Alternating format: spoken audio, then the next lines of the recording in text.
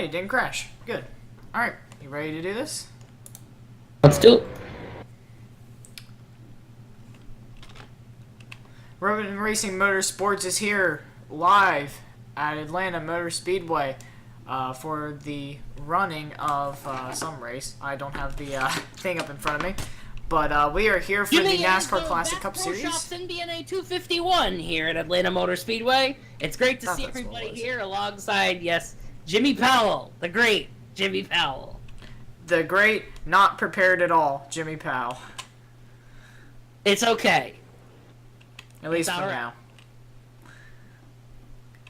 Anyways, we're here at Atlanta Motor Speedway using Atlanta 05. That is the track file that we are using. We're here at practice. We got 13 minutes and 38 seconds remaining in this session.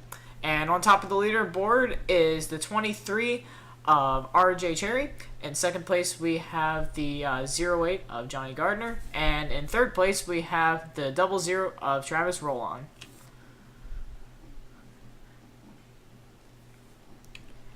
So let's actually look at some cameras here, as everybody is not out. Hold up.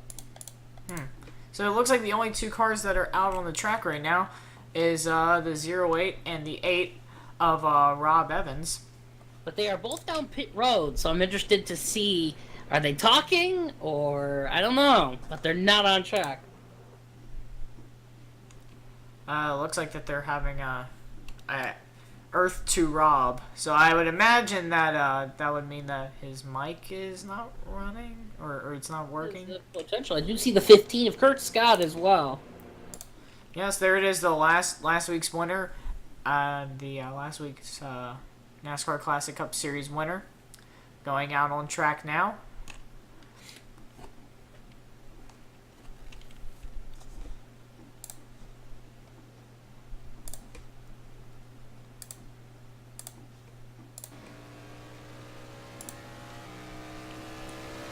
A good thing to do is to turn on the volume.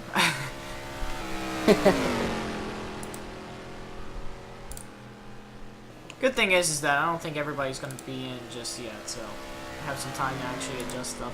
Anyways, professionalism back on. Once again, we are here at Atlanta for the running of, if I could find it. Oh my gosh. True professionalism, guys. Anyhow, we have the two cars that we mentioned earlier still out on the track. The 8 is doing donuts around the 08. That's interesting.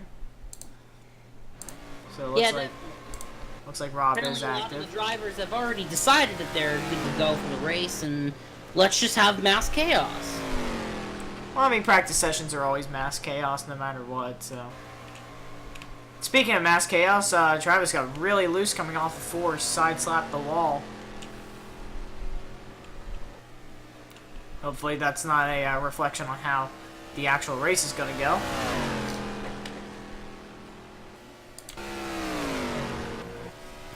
But it's interesting, it does not seem that anybody has hit a 26 second lap, and 3 people have gone oh so close to it, but no cigar, unfortunately. The closest has been the 23, as you're seeing right now, RJ Cherry and the 23 Oreo Ritz Monte Carlo SS Chevrolet.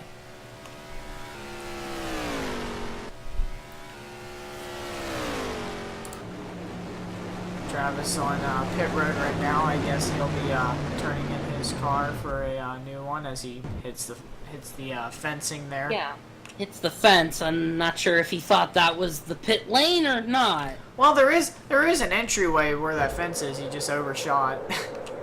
Yeah, and a little perplexing. Well, there's Zachary Secker, the unrestricted showdown winner in the Keystone Light Super Truck Series.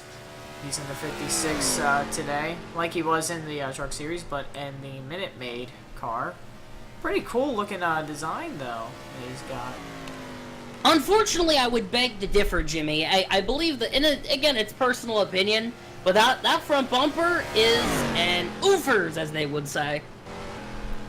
But then again, that's just personal opinion. Well, that's alright. He's got like 8 grills to work with, so.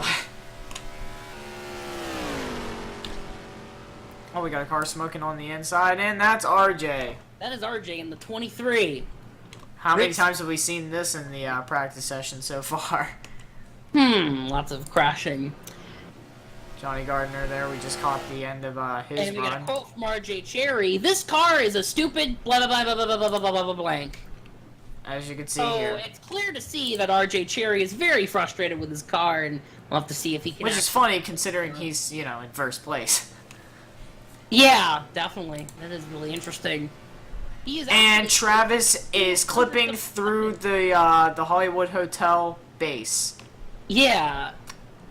I don't know exactly how that happened, but yeah, there he is. Guess he's chilling out with Jeff Hammond right now. Yep, he decided to join them up in the Hollywood Hotel for some interviews real quickly. Unfortunately, we don't have a Jeff Hammond that we can actually switch over to, or a Chris Myers. Yes. Or a Mikey. Well, I mean, we technically have a Mikey. He is on the track. There he is, Kurt Scott. 15. Yes, that's Mikey. Maybe Mikey could get his second win in a row in the NASCAR Classic Cup Series. Rob Evans is on the track now in the 8E Concert Chevrolet. A very interesting scheme back from when Dale Earnhardt Jr. won a Talladega race. I'm blanking on the year, but I do know he had talked about it. Was a Talladega. I believe it's the 2003 Aaron's 312. It was a Busch race, actually. Very interesting scheme nonetheless, though. And this was before Martin Truex Jr. Joined up with Chance 2, and that's why he has the number 8. I see.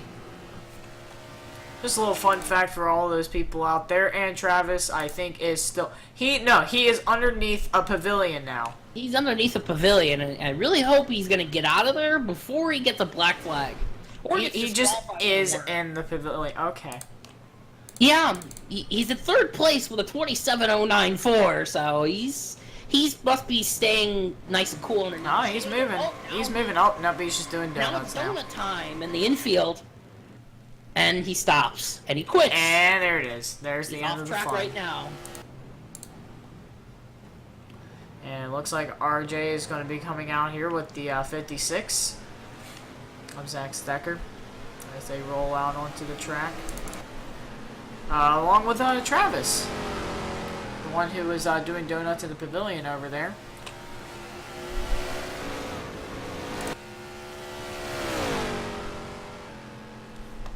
I'm curious to see how the point standings are going to play out after this race. So far, in the Classic Cup Series, Kurt Scott is up at the top with 180 points. David Alvarez in second place in the points, 175. Rob Evans in third, 165. We have D.L. Hopkins fourth, 160. And Zachary Stecker is in fifth, 155.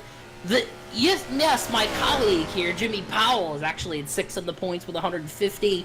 Edwin Justice in seventh with 146. And Brady Crum is in eighth place with 142. Very interesting to see the eighth place points person, I guess you could say, as well as the fourth place person, D.L. Hopkins, both not present at this race, so definitely it's going to be a shakeup for them. But I'm interested to see how the other drivers, well, it's also going to be a shakeup for, yes, you, Jimmy, because you're in sixth in the points. But regardless, I'm curious to see how the others are going to stack up. And also we have the addition of RJ Cherry, who was absent last week. He is back for this week's race, and we'll have to see how he plays out as well. He's already at the top of the board. He's down the grass, just sliding into the wall and getting into Mikey there. Hopefully that behavior does not become behavior during the race, but nonetheless, it's interesting to see where RJ Cherry is going to come when it comes time for the race. And it looks like we got two other entries here. The 46 of Sebastian Abril. I don't know if I'm saying that wrong. That's a brand new team and has just signed on to Racin Motorsports. I do not believe they have the track. So I'm going to guess that they're not going to be present for this race. Yeah, they're in the red here on the entry list, so I guess they aren't connected. I just saw them on the driver list, and I was like, oh, I didn't know that these guys were here. That's very interesting. I didn't even know that another team formed. Yes, they had just signed on. They're actually the very first. Well, Sean Fay Motorsports was a 4-car team until SFM decided to get rid of Kurt Scott in number 15. He's back down with no team, and yes, they are our newest 4-car team entering Rubbin and Racin Motorsports. So I see 3 out of the 4 drivers. So Kurt Scott is in their team? No, he is not. Right now, he's without a team right now. He's racing by himself, essentially. And very interesting. And I'll have to remind everybody at home, I do own a team, Chance 3 Motorsports, with Rob Evans, and the 08 of Johnny Gardner, and the 23 of RG Cherry. I like to maintain professionalism, but at the same time, I kind of like to cheer for my guys, so if I do, step out of character a bit, I'm sorry about that, because I really like watching guys. And to add to what Jimmy just said, of course, I have Sean Fay Motorsports with 00 of Travis Rowland, as well as the number 7 of Cameron Reichenbach, but he is not present as well for this race, so... And he might be for the dirt race tomorrow. Yeah, that's going to be a very high potential. Maybe we'll have a 4-car field instead of a 3-car field. That'd be pretty interesting. Absolutely, that could be cool. But yeah, it seems like, looking from the first race, it seems like the 3 best teams out there right now is Sean Fay Motorsports, Alvarez Motorsports with Zach Stecker, as you're watching here, and the 68 of David Alvarez, the team owner, and Chance 3. But we should be seeing a lot more strength out of these other teams once they all get to their familiar tracks. Because it's not like everybody is good at super speedways. There's people who have their niches like speedway, just regular speedways, short tracks and such. It'll be very interesting to see how all these guys adapt to these different styles of track. And a lot of these guys have prior experience anyways, so it might not be too foreign to them. But yeah, it'll be fun to watch everybody show off their skills at these tracks. Absolutely, and so far, Kurt Scott is the only driver here he won last week's race, the Daytona 250. He acquired that race with SFM, so now SFM was with a win, but now they're not, given that they got rid of Kurt Scott. And the reasoning why was because of his... It might seem contrary that he won a race and was basically kicked off of SFM, but... the team owner, yes, myself, I am talking about myself in third person, wasn't really too happy with the way he was driving, and on top of that, I kind of wanted a clean winner more than a dirty winner. So therefore, I decided to make the decision to remove Kurt Scott from Sean Fay Motorsports, because I'd rather want a clean winner than a dirty winner. That's just personal opinion. But on top of that as well, he's got a personal friend of his as well, Jawan Sadiq, who is right now racing in RDL.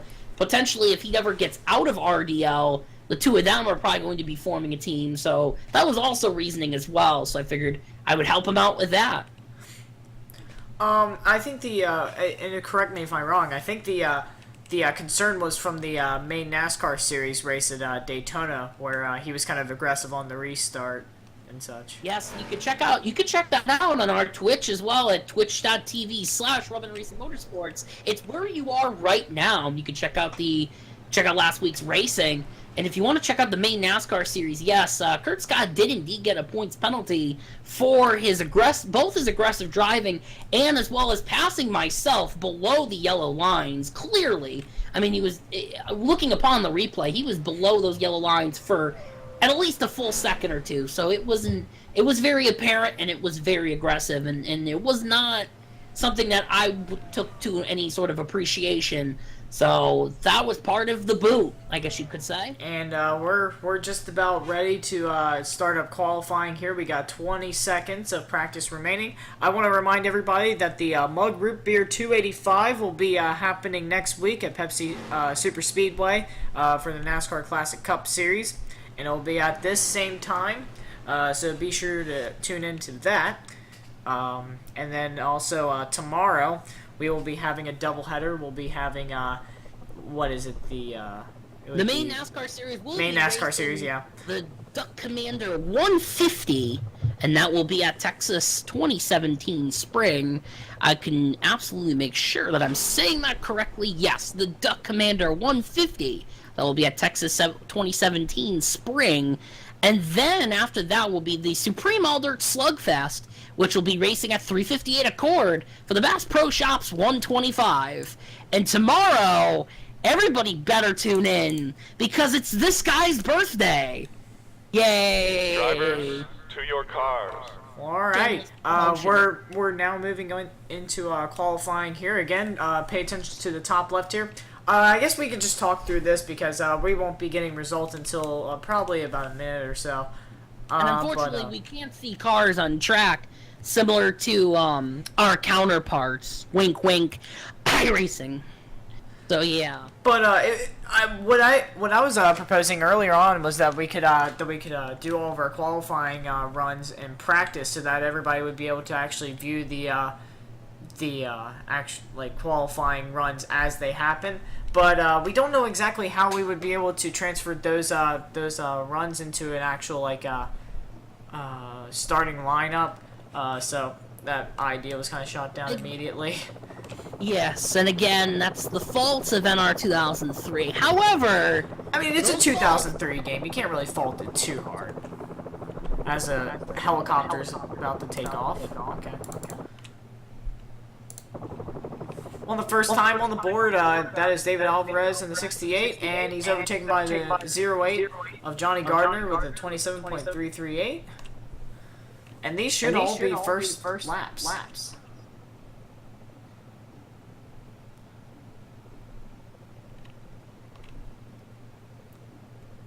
Alright, it's the 08 out on the board, and I can hear myself. There is an echo. Not exactly sure why.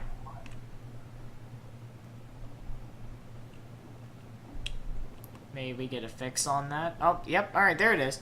Alright, well, we got the second lap time in, and it goes to the 08 of Johnny Gardner, and it looks like nobody else is making any runs, so looks like it'll be the 08 to be leading the pack for this race. As we have a couple more seconds in qualifying. I can hear myself once again, unfortunately. I apologize for that, Jimmy. I'm about to take my microphone and throw it out the window. Be sure to keep it on so everybody at home can hear it. Just hear the wind noises as it just falls to the ground. Yes, that would be very interesting. But David Alvarez in second place with a 27.267. Zachary Secker in the 56 with a 27.358. And in fourth place, Rob Evans with a 27.467. So Johnny Gardner, right up at the top of the board. I believe, if I'm not mistaken, this is his first Classic Cup race? Yes, it would be. I believe so, yeah. He was able to do practice runs for Daytona, but he was not able to actually race, unfortunately. Yes, that was because of a thing called power outages. But here we go. It's time for the pre-race ceremonies, and we'll get started with the invocation and get ready to start this race up. And now, for the invocation.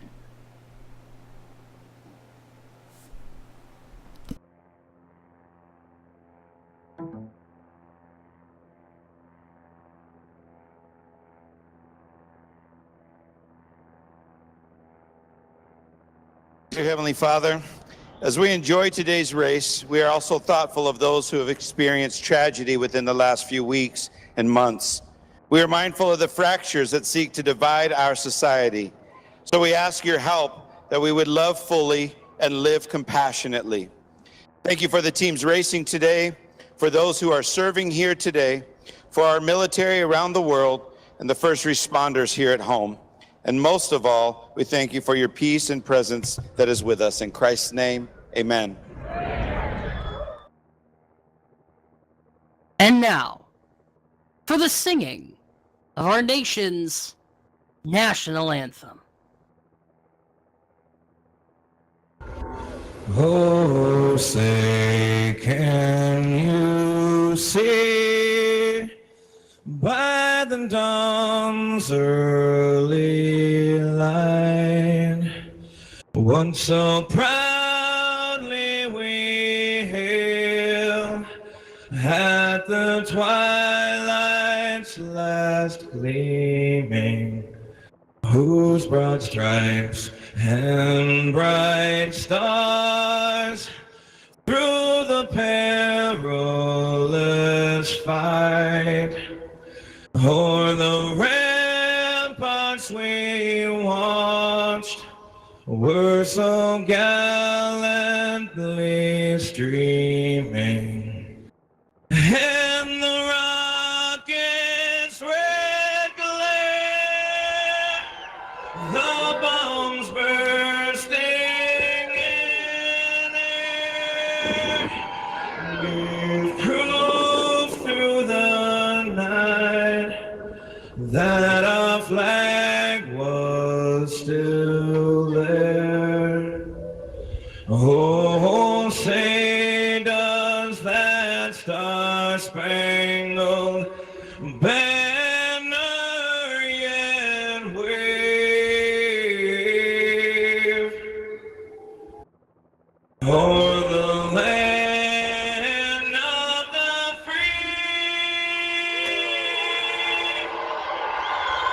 and the home of the brave.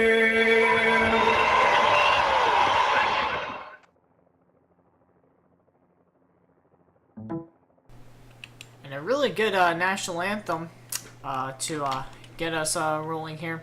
We have about a minute and 30 before we go to trackside to get the command. Glad you're all with us here on Twitch here for the Rubbin and Racin Motorsports NASCAR Classic Cup Series. Bass Pro Shops MBNA 251 at Atlanta Motor Speedway, as we get ready for all these cars to come out here and get rolling here. And just once again, Johnny Gardner in the 08 is up at the top of the board with a 27.147. He will be starting on the pole. David Alvarez in the 68 will be in second with a 27.267. Zachary Stecker in the 56 in third with a 27.358. And Rob Evans in fourth, the number 8, with a 27.467. And the rest of the field did not qualify, so the question will be, where do they get put? Where does NR2003 decide to put them? So it could be. And for those of the uninitiated, when you don't qualify, it doesn't just boot you out because you didn't qualify. You don't get a DNQ. Essentially, what it does is that it takes all the people who didn't qualify and randomizes their order. So wherever these guys land is going to be completely random. They don't know themselves. All they know is that they're not going to be first through fourth. It'll either be an advantage or a disadvantage to them. So we will have to see. But we still have less than 10 seconds to go. 5 seconds right now. So and then once we go over to the race, we'll have a minute before the starting command. And of course, as typical with NR2003, there's about 2 different standby segments that take about 10 to 15 seconds. So really, it's about another, like, maybe 10 or 15. We'll have to see. Well, there's the end of happy hour. No, probably, yep, there goes. 10 seconds. There's another remaining. 5 seconds of transition before we hopefully begin the race. And we begin here at Atlanta Motor Speedway. And it's a clear day. Yeah, Drivers, a very clear, to your sunny day cars. here at Atlanta Motor Speedway. Atlanta 05 to be exact. For the Bass Pro Shops MBNA 251. Right here on the Racin Motorsports Network. It's going to be exciting to see these drivers up in the front. Let's see where these guys get put. It looks like RJ Cherry to the back of the field. Well, that's going to be an interesting start for him. That will be. He'll have to play his cards right for pit strategy, which will definitely come into play in this race. Yes, and especially the fact that he actually was first in practice, so that's a very interesting place for him to be. Well, we're about 15 seconds away from the command. to be given. As you can see, all the cars lined up here on pit road as we get ready for this to start up. And we will go silent for the most famous words in motorsports. Drivers, start. In about another 30 seconds when the drivers get around here to the turn number 4. The command has just been given. The cars are fired up, ready to go, and the pace car is off. Heading up for their pace lap. 163 laps here at Atlanta Motor Speedway for the Bass Pro Shops MBNA 251, as I've just stated. Interesting enough, Kurt Scott did not get off the pits immediately, and he is slowing down going into turn 1. Not exactly sure what's going on there. Yeah, I'm not sure either. He's getting up to speed now. Well, we have Johnny Gardner out in front. We have David Alvarez second. We have Zach Stecker third. Rob Evans fourth. Travis Rowland fifth. It would be Kurt. Hold up. That would not be Kurt Scott sixth. Yeah, it would be. Kurt Scott sixth and RJ Cherry seventh. Well, we got a 7-car field on our hands here. We're glad you're all with us for this occasion at the Atlanta Motor Speedway, as the pace car is about to go off. And now I believe, Jimmy, it is time for the second most famous words in motorsports. Tonight, it's boogity, boogity, boogity! Let's go racing on for all you mothers!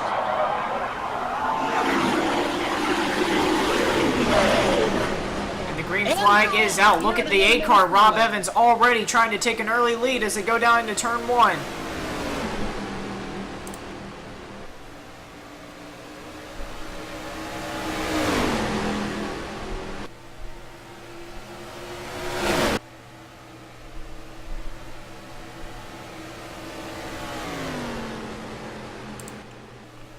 Johnny Gardner led the field down for the first lap as he comes around to start lap 2. And he has his teammate Rob Evans in second place. Kurt Scott moves up into third, but they're side by side for third as RJ Cherry tries to move in. And RJ's all the way down on the apron. Not a very good move for him, as he will fall back to fifth.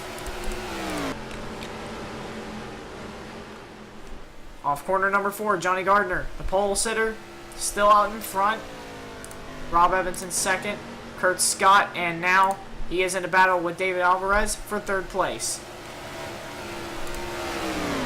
Ooh, the 0-0 of Travis rolls down into the corner of the 23, and he spins. Caution comes out? Question mark? Doesn't look like it has. I don't think it did. It looks as if the race will. No, it looks like it will just continue. He was able to get off the track, it looks like, so all is well. Actually, he was in the middle of the track, so I'm wondering. Oh, he's back on the track now. He's below the apron, and I believe he'll be coming down pit road. Nope, he just drove right past it. It's sticking out. Well, he's going to be catching some traffic here soon. Tough start for RJ Cherry in the 23 as they head on into lap 5. Couldn't have been. Oh, and RJ's into the wall Again. in turn 2. And I think, yep, the caution will be out. Caution out here at Atlanta Motor Speedway. Race back to the line. It looks like it will be Johnny Gardner out in front. They're side by side for third place as David Alvarez moves into the third position. Kurt Scott falls back to fourth, and Travis Rowland in fifth place. Yeah, the 23 of not Travis Rowland, RJ Cherry, that would be. He got loose again coming into that turn. That back end just spun out on him. He lost it again. It's just, it couldn't be any worse for the 23 of RJ Cherry. Bad luck for him. And we know from past test races, he has not had the best luck. He just cannot find it. Yeah, it just looks like he lost grip. I mean, it didn't look anything intentional or anything. He just lost it. So Atlanta that's pretty bad. We've heard from drivers earlier today how the turns can be pretty treacherous. Maybe his setup was just a bit loose, but I don't think that car is going to be repaired enough to get back out there and race for the win. So really tough break for the 23, as he is still out on the track, but I don't think that's going to be helping him much. As everybody goes down pit road now. we're gonna look here from the spectator view. 23 of RJ Cherry is coming down pit road, so everybody's down for the first round of stops here. Remember, this is 163 laps, so these drivers are going to be in for a long one, that's for sure. And they're all coming down pit road, presumably just to get some adjustments to their cars or something like that. Johnny is already off the. He's already off. He's already off. I think he probably just got like a minor wedge adjustment or something like that. Oh, big move for Travis Rowland. He comes out of pit road, I believe, in third. He picks up some spots. Yeah, he That's did. a good move for him. And unfortunately, Rob fell from second second from second to fifth from that stop. Johnny's not caught up to the pace car yet. Now he's hitting the gas pedal. Yes, there are 3 pedals in a car, but it's not hard to figure out which one there is for gas. But we're under caution at Atlanta Motor Speedway. RG Cherry side-slapping the car up into turn 2. He's reporting that the car is pretty bent up, and Lou said that too, so... Oh, yeah, I mean, we can definitely confirm the bent up part, but unfortunate. Absolutely. And it's unfortunate he will be a lap down now. And yeah, the rest of the field, thankfully, we actually, I'm not gonna lie, and you could disagree with me here, Jimmy, that was a pretty good start. Usually we're used to lap 2, lap 3 crash, but we got up to about lap 6, I believe, there. I was pretty anxious when they started off and they pretty much went 4 wide going across the stripe. I was a little bit nervous about that, especially those 2 team cars up there in the 1 and 2 positions. But it looks like everybody sorted themselves out and they all were respectful about it, and we only had 1 car incident, which wasn't caused by anybody other than just the car itself just getting loose. And that's another note I forgot to mention as well. Edwin Justice in the 42, I believe he raced the 42 in the Classic Cup last weekend. Yes. And I believe we witnessed some of the terrible actions that he definitely intentionally crashed into. I believe it was Rob Evans in the 8 over something. And that was at the unrestricted showdown at Daytona Rising for the KLSS. Yeah, I was just trying to remember if that was Classic Cup or if that was the trucks, but yeah, because of those actions, he's actually under a 1-race suspension right now, and he will not be racing this weekend at all due to those actions, because that clearly, first of all, after I looked at the replay, that was clearly not even his fault. Arguably, it was almost Rob's fault for what occurred, but the intentional wreck after that, no go on that one. That was completely uncalled for, so he is facing a 1-race suspension, Edwin Justice in the 42, and he will not be racing this weekend, unfortunately. But the lights on the pace car are out, and everybody will be restarting here. We'll be going to lap 10 on the restart here. We'll have another 153 laps to go. It's going to be a long one here, Jimmy. Oh yeah, definitely. David Alvarez in the 2nd position, and Travis Rowland picks up, about 2 spots up to 3rd place. I think he was in about 5th or 6th before. He made a big move there. And unfortunately, in return, Rob Evans all the way back to 5th.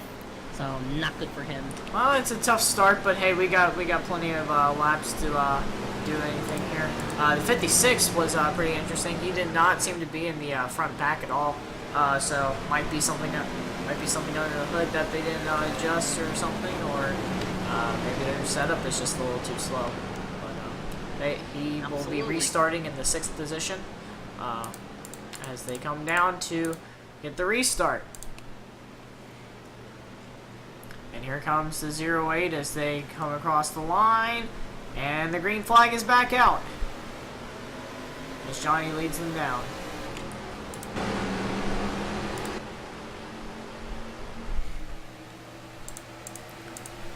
Already the 8 car making a move. Oh, he got up onto the apron. That was a little dodgy, but he was able to complete the pass underneath the 00. Now he's looking to take 2nd away from the 68. On board with Lopez. He goes around the 68 and will take 2nd away. Side by side for 3rd now. Kurt Scott follows the 8 as they come across the line, and he will move up into the 3rd position.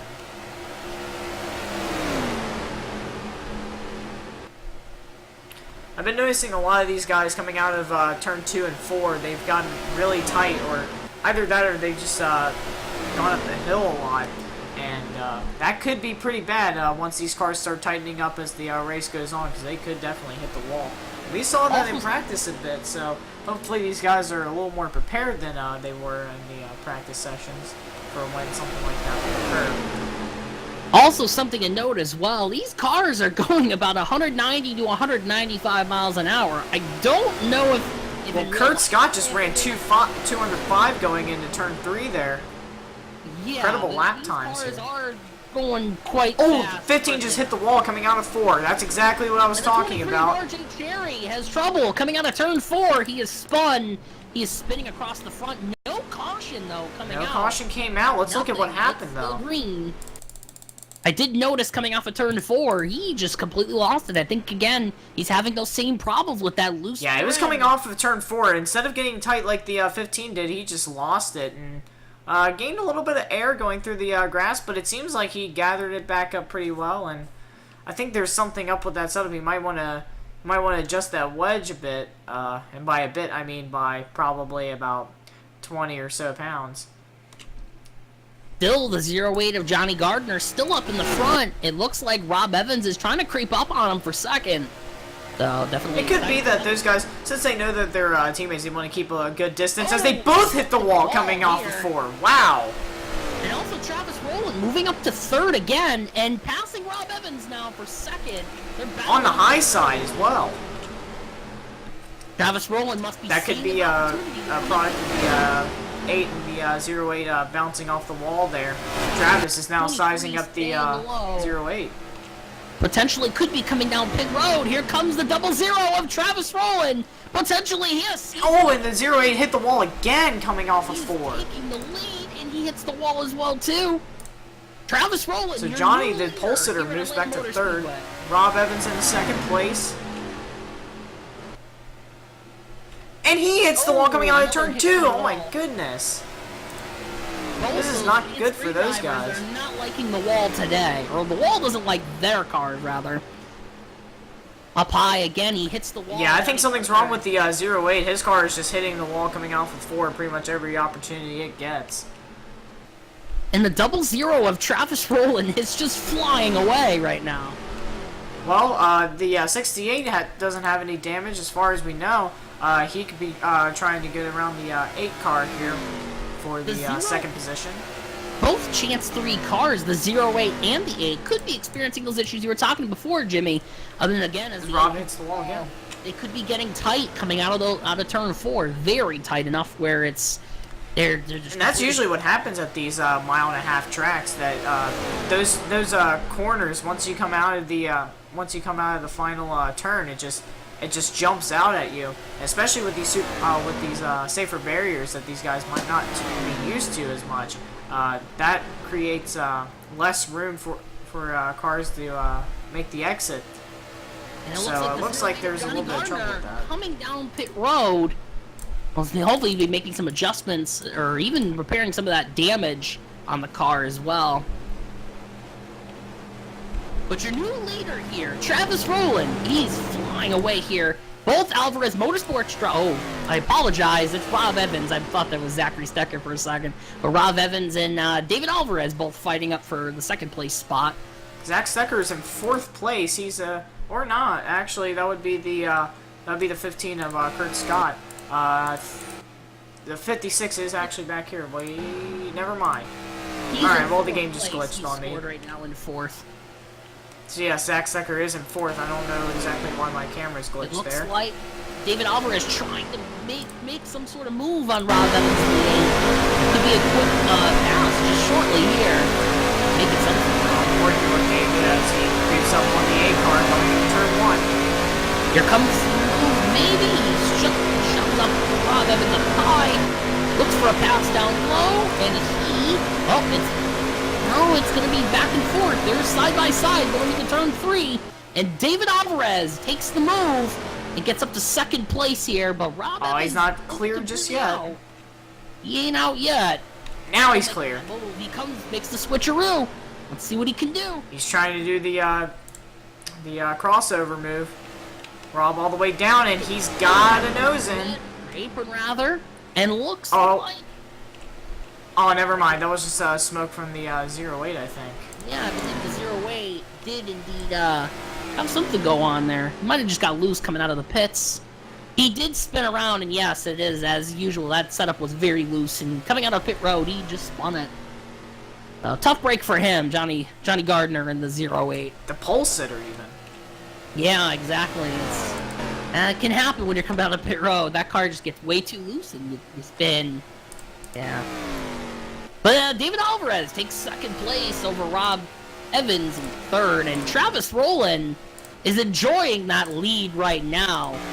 He is loving it, especially since I believe he was up here in the booth in the last race, if I'm not mistaken. He did not run Daytona for NCCS.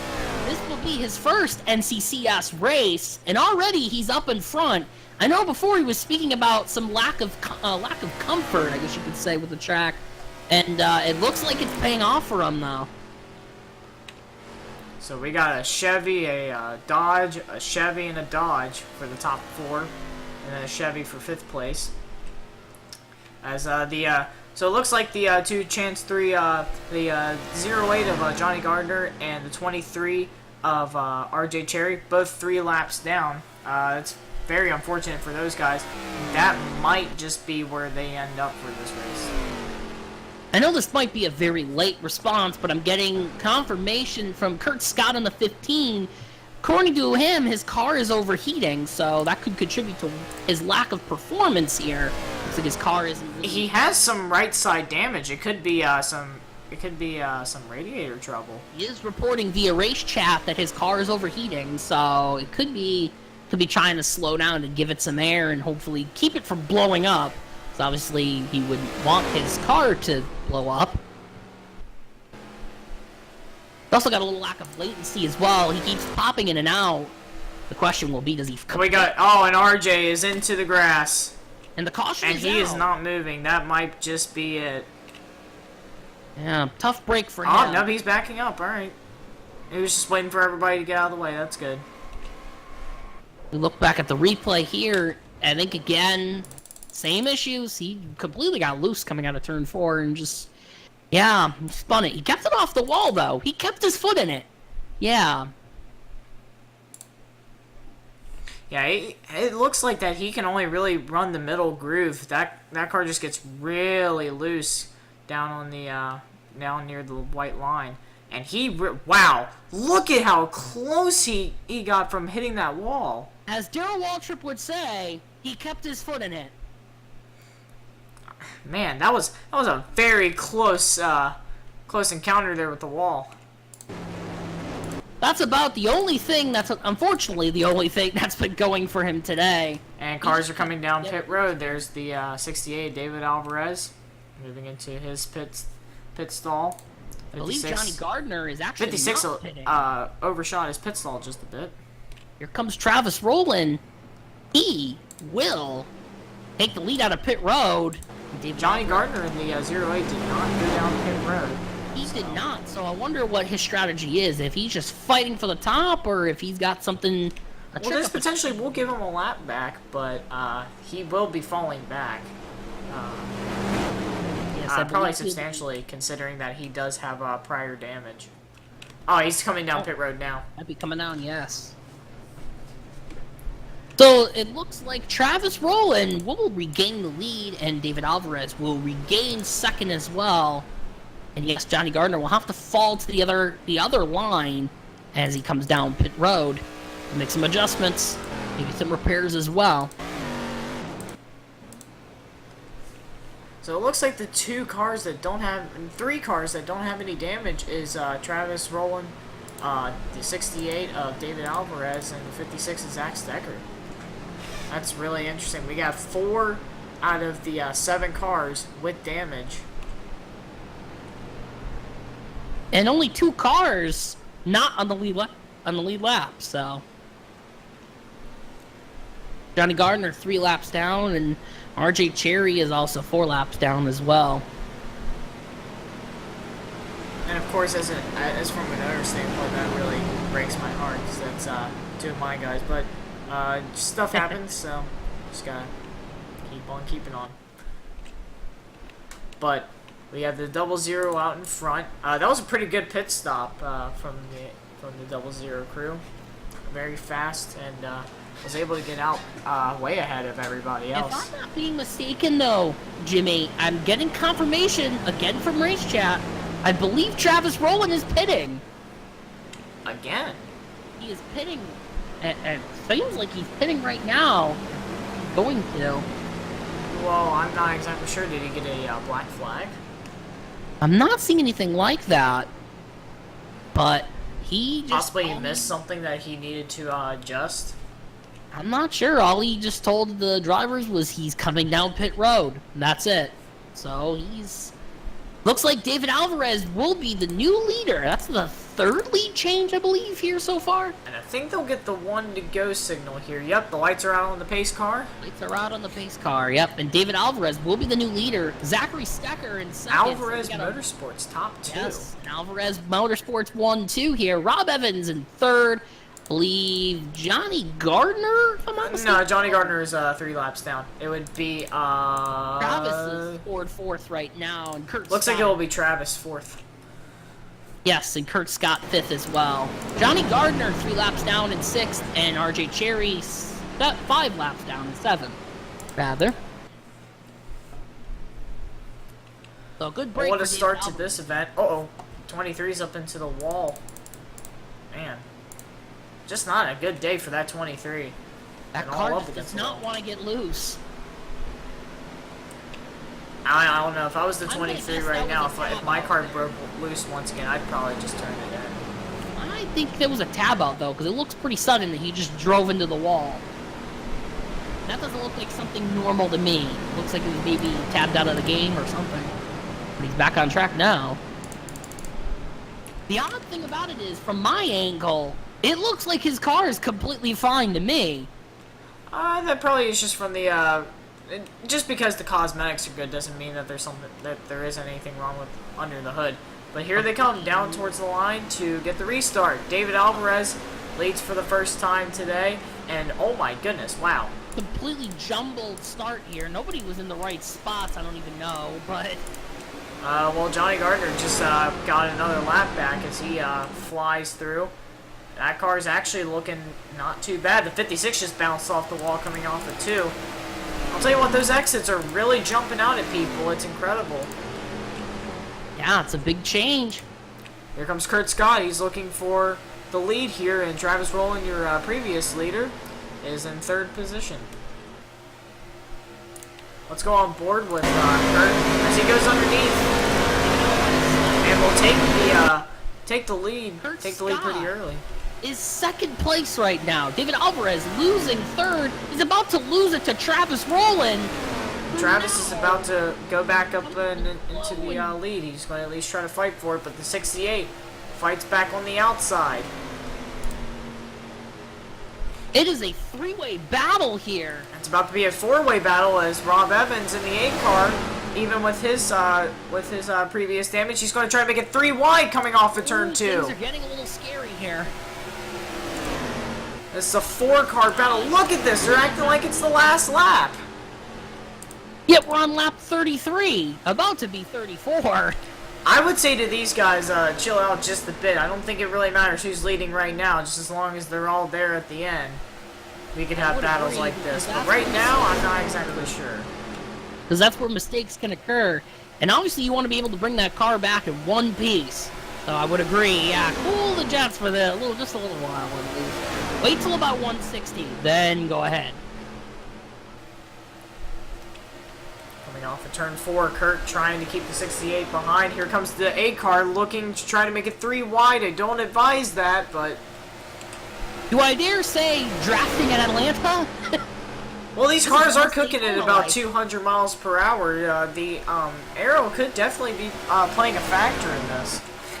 It's the things that you most likely would see at plate racing like Daytona or Talladega, but we're not racing with a plate, and we're racing at Atlanta, so... I'll tell you what, one of the coolest things I see right now is Johnny Gardner is able to pull away from the lead pack. I don't know how that's even possible. It might be because these guys are side by side battling for position. But who knows? Look at the 8 car down on the inside, trying to make it 3 wide, going into turn 3. Didn't work. Kurt got sandwiched there a little bit, but was able to get past. Kurt was able to shut the door. Here they come off of 4. Oh, he slowed up. I don't know what that was all about, but it allowed the 8 car Rob Evans to move up into the position. And Travis Rowland follows behind in 2nd place, and the 15 slides back into 3rd. So Rob Evans sneaks past everybody and regains the lead. You know, it's the first time I believe. Oh, but that 00 is knocking on that 8 car's back bumper. Saying, hey, can I take the lead? And Rob Evans. Oh, here comes the 00 underneath. They're side by side as they come down towards turn 1. Dot, dot, dot. Oh, they're catching up on lap traffic. Oh, this could be interesting. Johnny Gardner making it interesting, yes. Painful.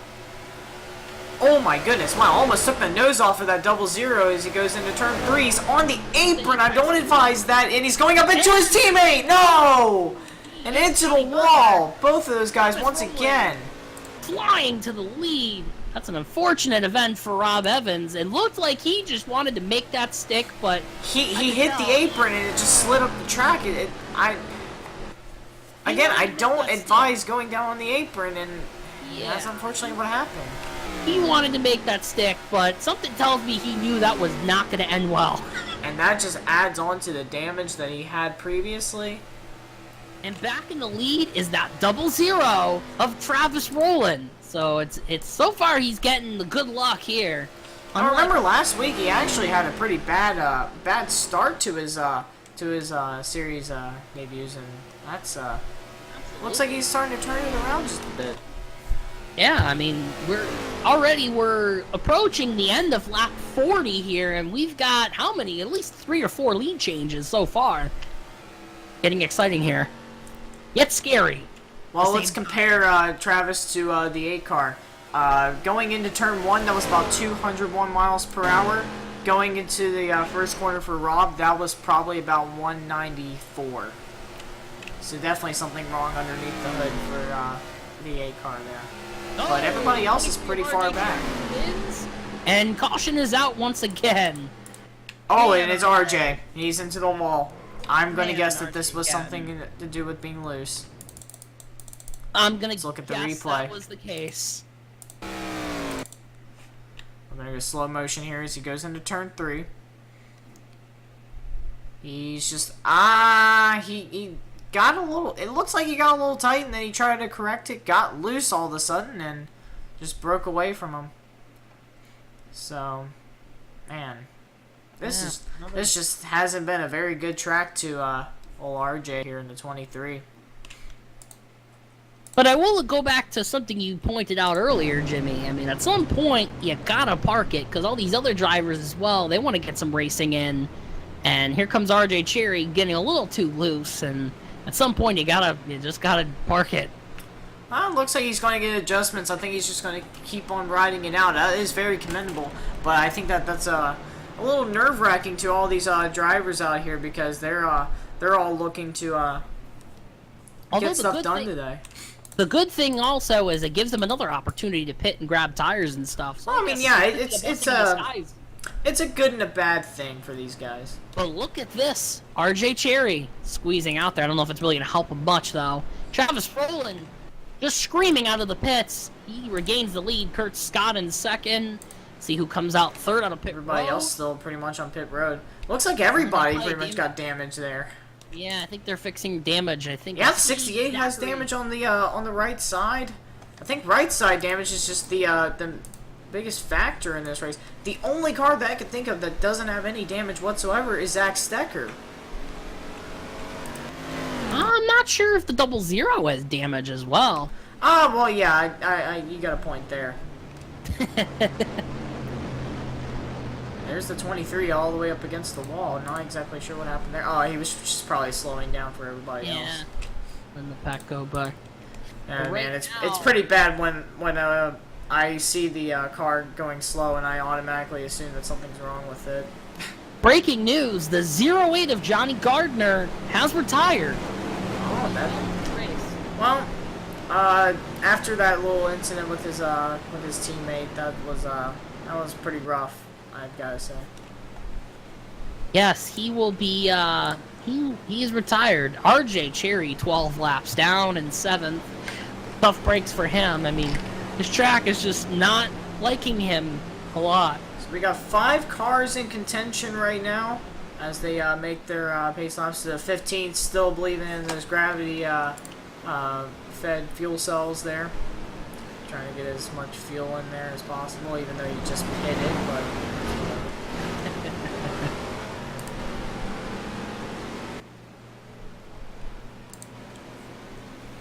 But again, a big break for Travis Rowland in the 00. It is, really, he's really making stuff happen here at Atlanta. That's for sure. I think that was a bigger break for the 56, because he's been laying back a lot. Maybe that's a strategy, or maybe there actually is just something wrong with his setup. But who knows? Maybe he could get something done here today. But he will be restarting 3rd, and then Rob Evans in 4th place, and David Alvarez in 5th. Well, the question is, then who is in 2nd? It'd be Rob Evans, I believe? It would be the 15 of Kurt Scott. Oh, yes, Kurt Scott in 2nd. Kurt Scott wasn't going down pit road there. He's just staying on the apron because gravity-fed fuel cells. Yep. Whatever that means, but okay. Basically, as Let's go. like keeping the car on the ground, it allows all the fuel to like spill in, I guess. See, but the lights on the The pace car 56, out, and we are going to be don't know what happened to him. Oh, he's pitting. Zach Stecker on pit road. So that big break turns into not a big break for the 56. He broke the big break. Oh, the big break. Yeah. Alright, Travis is going to be in command here as they make their way onto the back stretch.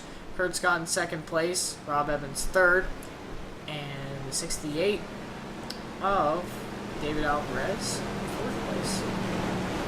And we will have Zach Stecker in 5th place, but he is in the pits right now. I think he's coming out just now. Or no, he's still on pit road. So I'm not exactly sure what's going on with that. But here they come through turn 4 now. And well, how about we take a few laps here from the Goodyear helicopter as it is. We couldn't get a blimp, but it is still Goodyear. But here they come as they come down into the quad oval, and the green flag is back out here in Atlanta. Side by side for 2nd place, Rob Evans taking a look on the outside of the 15 of Kurt Scott, and the 00 trying to make room for the 15. Oh, and they're almost made contact. Kurt Scott moving up into the lead now, and he will looks like he'll be leading a lap here. Kurt Scott out in front as they're battling for 3rd place. Rob Evans in 2nd place. David trying to go for 3rd. Not a very good restart for the 00 of Travis Rowland. He is just slid all the way back. I wonder what it could be. I think part of the reason why that happened was that he had to move up the hill because the 15 had his nose underneath him. Oh, and he's into the wall. Oh, Here. and Travis is into the Into wall. the wall here. Almost. Oh, watch out! And RJ just broke loose again. Is that going to bring out the caution? No caution. Well, I think that's good for them because I think they're getting tired of doing all those laps. The 56, Zach Stecker, is still on pit road. I'm not sure if that's an AFK issue now or what exactly is up with that. It is unconfirmed at this point. He's 2 laps down 5th. Not quite sure. My best guess would be an AFK, but not confirmed yet that he is retired. He's still on. And that was an issue in the NASCAR Classic Cup Series. He was about 14 laps down in that race. Yeah, so it could be an unfortunate circumstance for him. It all depends. But RJ Cherry in the 23 made some adjustments, and now he's coming out of pit road once again. As these guys come out of turn 4, Kurt Scott out in front. Rob Evans in second place. I almost said teammate, but no, these guys aren't. These guys aren't DEI. Even though they do have the same E stripe. They do. 68 and the Coca-Cola Dodge trying to move in for second place, and they have now made their way up to the back bumper of the 15, and now it's a 3-car battle for the lead. Atlanta is a very interesting racetrack and has always produced great racing.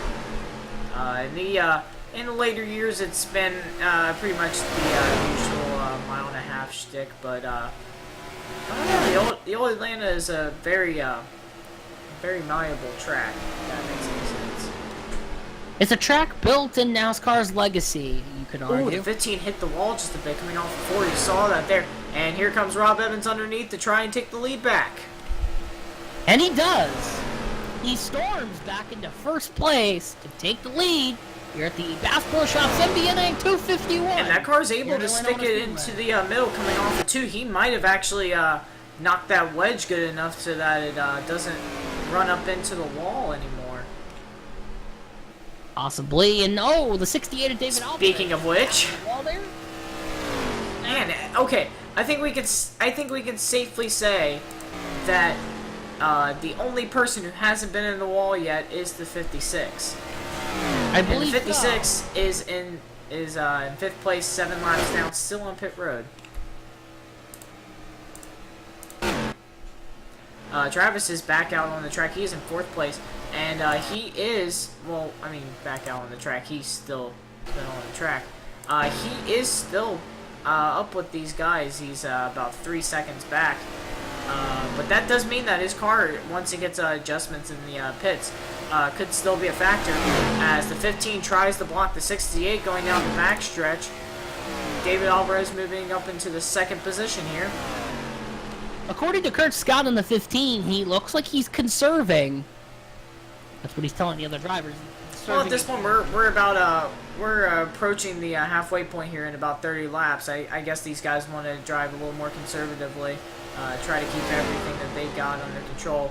Especially once you hit the wall a few times, you're thinking, well, I don't want to get any more damage than I have right now. I might as well just conserve what I have and make it to the end with what I got.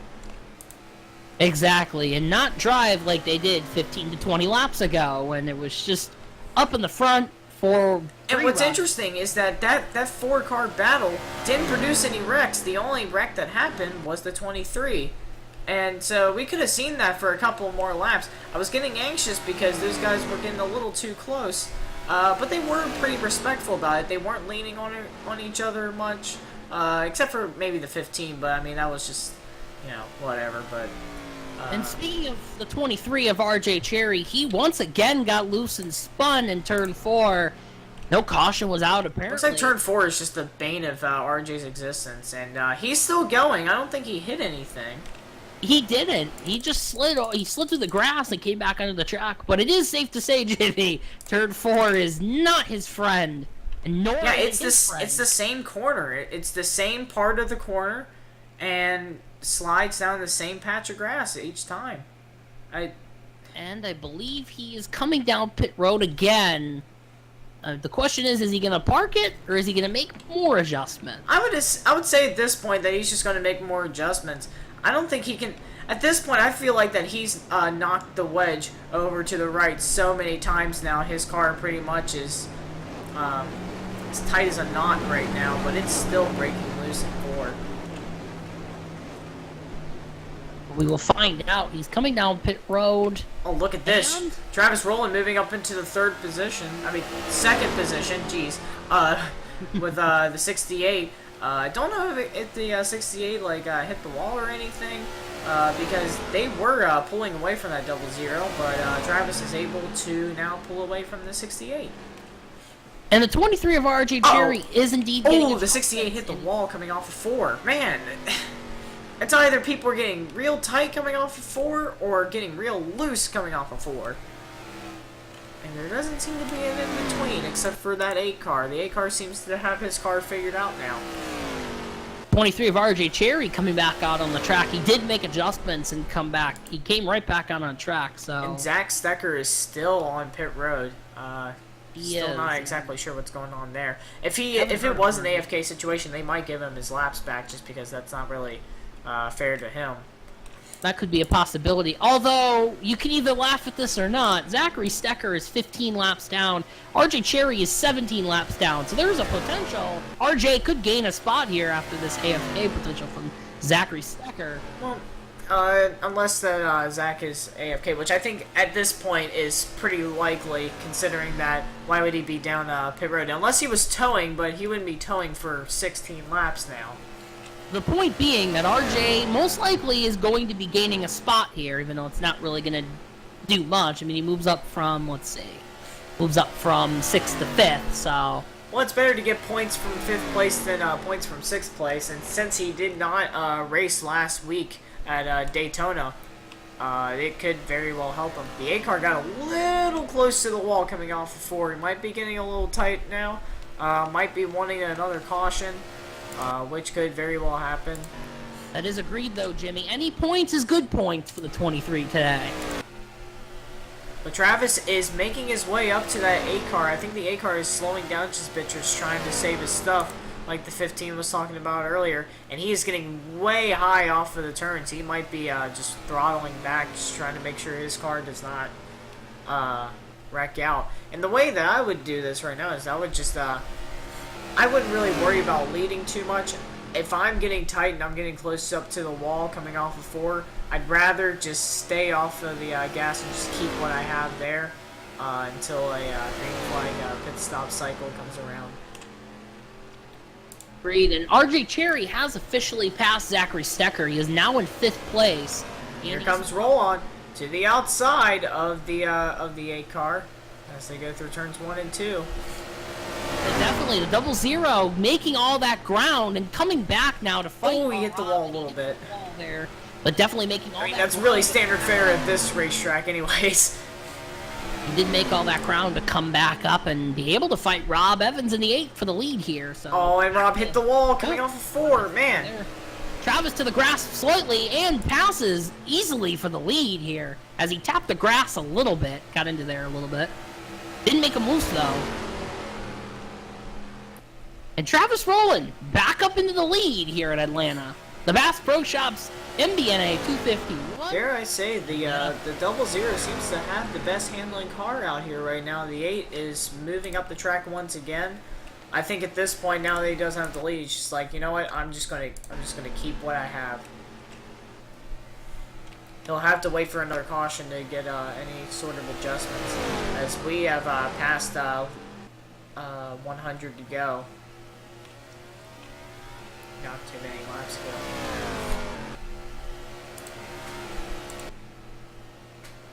David Alvarez in 3rd place, 7.5 seconds behind the leaders. The 15 of Kurt Scott is 11.5 seconds behind the leaders. I believe the 00 Travis Rowland did scrape the wall just a little bit. It looks as if he did, but the question is he going to lose any ground? I don't think he is. Well, you never know. I think he and Rob are pretty much on even ground right now. Rob might be just a little bit better going through turns 1 and 2, but Rob loses it in 3 and 4 because he's going to hit the wall again. It looks like that the Chance 3 cars are having a lot of trouble with turn 4. Either it's too tight or too loose. I think everybody's having trouble, Jimmy. Oh yeah, definitely. But Rob seems to be the only one who's like running up into the wall in 4. Everybody's pretty much got everything figured out now, unless 68 has been hitting the wall.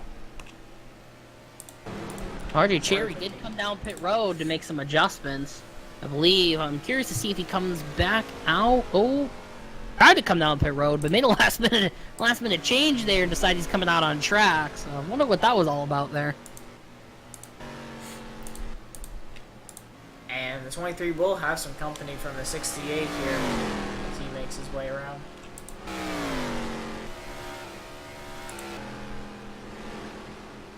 It looks like the 00 and Rob Evans are all trying to conserve their stuff. It looks so. We still have less than 100 laps to go, so you have way more to go. So they definitely want to. It's good to keep what you have there, so you don't have to go down pit road all the time. Just it's just good for efficiency.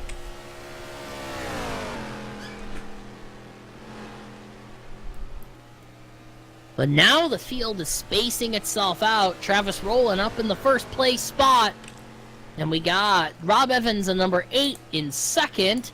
Then in third, we got David Alvarez in the 68. Kurt Scott in fourth in number 15. We got RJ Cherry in fifth, 22 laps down. And also Zachary Stecker in sixth place with 26 laps down. And reminding you all, for tomorrow, we have the Duck Commander 150 at Texas Spring 2017 for the main NASCAR series. And then we will have the Supreme All Dirt Slugfest. We will have the Bass Pro Shops 125 at Accord.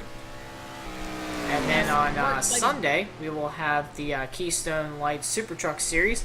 And we will have the Exalta Coating Paints 300 at Daytona Rising. And again, last weekend was the Daytona Unrestricted Showdown. That was a non-points race. So this will be the first points race for the truck drivers this Sunday, and it'll be definitely exciting to see what they can do back with restrictor plates again. And I think the next restrictor plate race, or not necessarily restrictor plate race, but super speedway race would be Pepsi Speedway, or super speedway for NCCS, right? It will be, but I believe that is also a plate race as well. Yes, restrictor plate race, yeah. It is. That is the Mug Root Beer 285. That will be here this time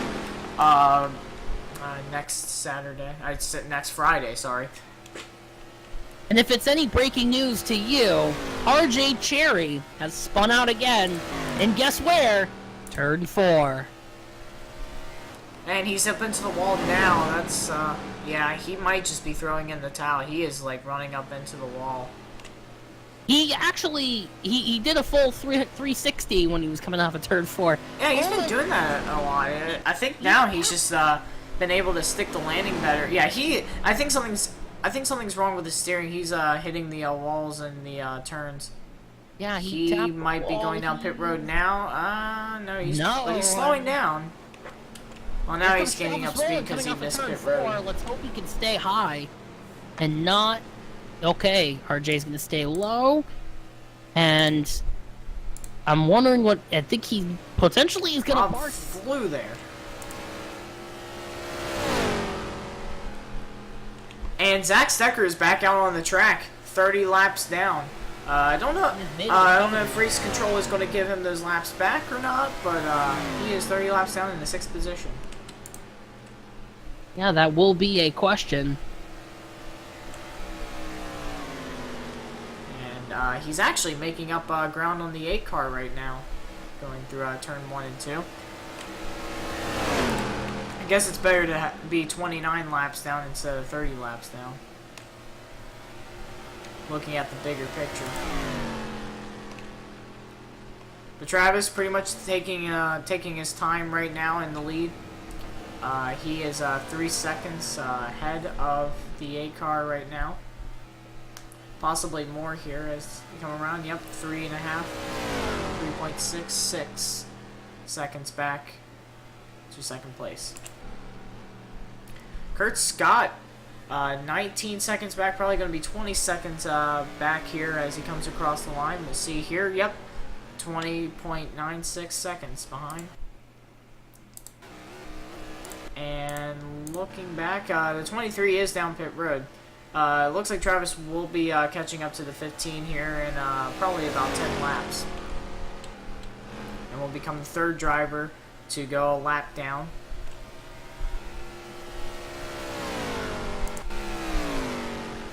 Zach Stecker's making up his ground here. I think that his laps are being given back. I saw them drop down just a bit. Yeah, looks like it will be. So RJ moves into 6th place, unfortunately. 25 laps down.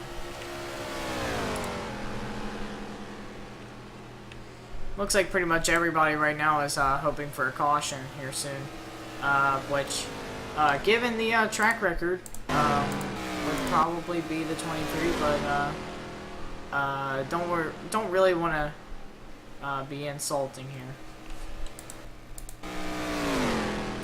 Rob Evans still in second place. He's slowly drifting back from the lead. Again, these guys probably just trying to make sure that they don't hit the wall any more than they already have. Zach Secker has moved on from the 00 here. I don't think they're adding all of these laps back immediately, so you just like all of a sudden in the lead. That's probably why they're doing this in increments.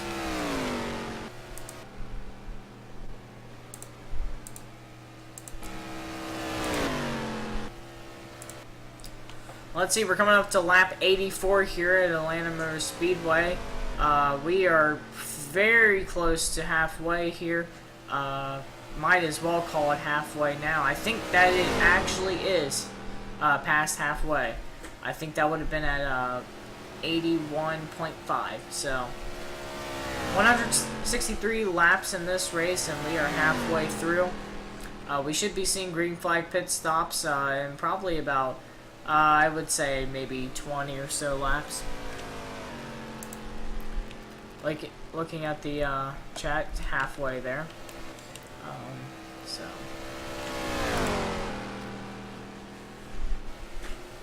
yeah, so it looks like the 56 is going to be getting his laps back here. RJ is it still looks like he's a little bit loose, and that could definitely be an issue once again. Maybe bring out a caution for these guys. It looks like everybody's looking forward to a caution.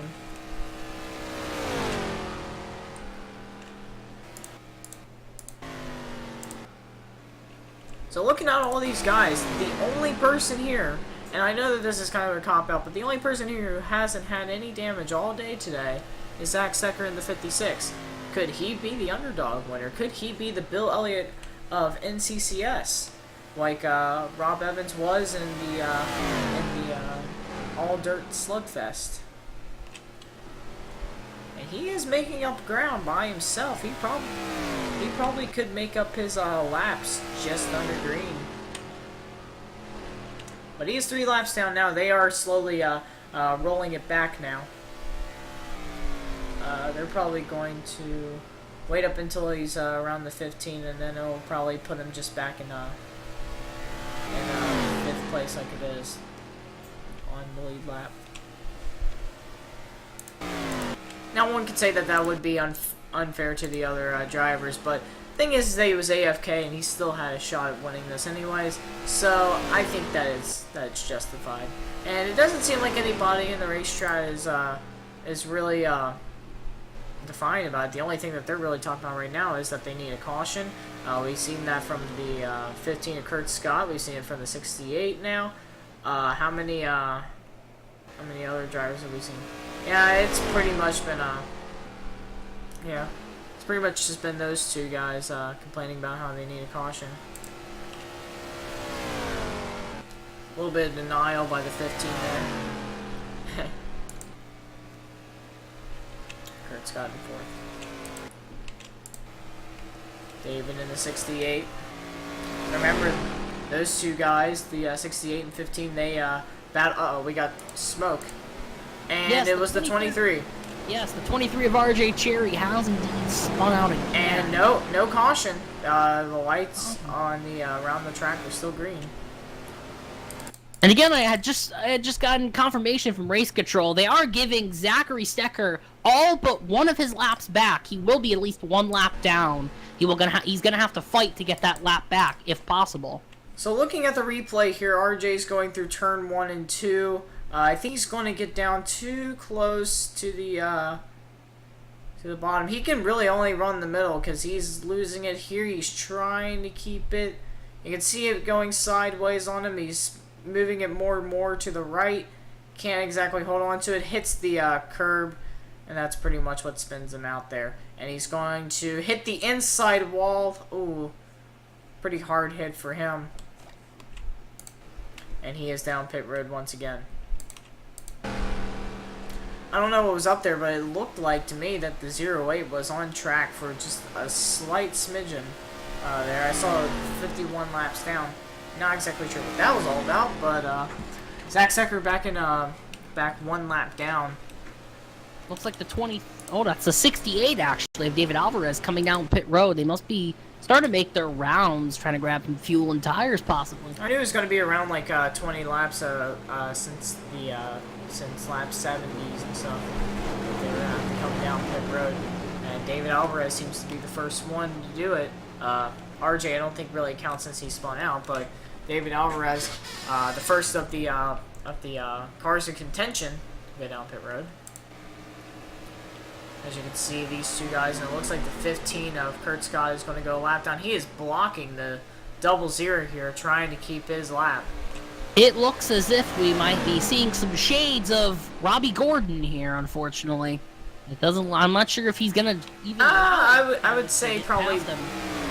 I'd say that it's not really Robbie Gordon considering that just 15 blocking. I think that if it was shades of Robbie Gordon, it would be the 00 trying to race the 15. I don't think he's trying to do that. I think he's trying to be patient, knowing that his car is kind of beaten up and he wants to keep it in as good of condition as possible. Oh, and a little bit of crossover move there, you can see. 15 moved up the hill and he's trying to keep the 00 behind, but it's not going to work. Travis drives it into the corner and he'll be able to complete the pass to put 15 1 lap down. The 23 of RJ Cherry is staying high in the turns. I wonder if he's just trying to allowing the car to get loose again, as he's had trouble with this entire race, unfortunately, as he dips below the apron a little bit. And there. he's been the only car that has experienced looseness as an actual issue. It doesn't seem like anybody else.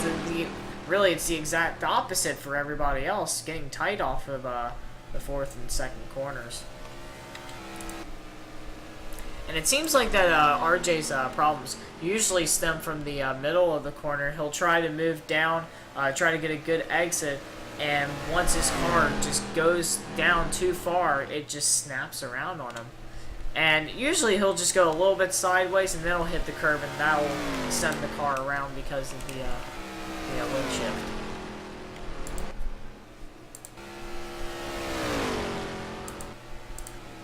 So it looks like the only 2 cars that have not gone to pit road would be Travis and Rob, and they are in the top 2 positions right now. Everybody else a lap or so down.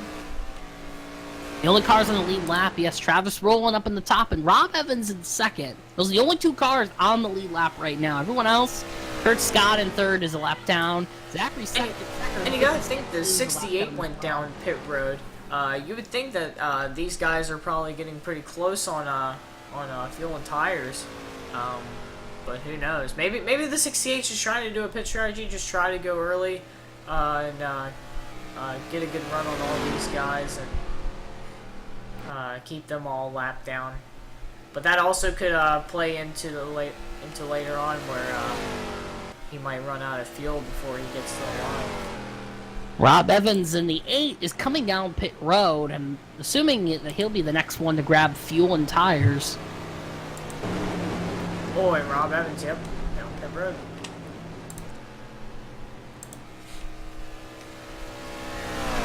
So far, he's the only one down pit road. Travis Rowland's still up at the top. And Kurt Scott has not gone down pit road. He went a lap down on the track.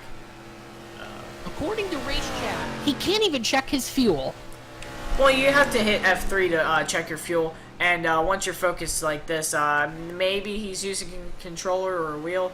Not exactly sure there, but if he's using a controller, I can definitely see where it's troublesome to see where your fuel is at.